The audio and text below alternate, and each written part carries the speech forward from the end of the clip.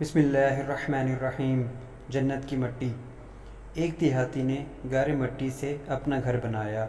گھر میں اس نے چھوٹی سی 7 مسلوں کی مسجد بھی بنائی، کیونکہ اس کے 7 بیٹے تھے۔ تعمیر مکمل ہوئی تو اس نے بیٹوں کو بلایا اور کہا کہ میں چاہتا ہوں کہ مسجد کی لپائی جنت کی مٹی سے کروں۔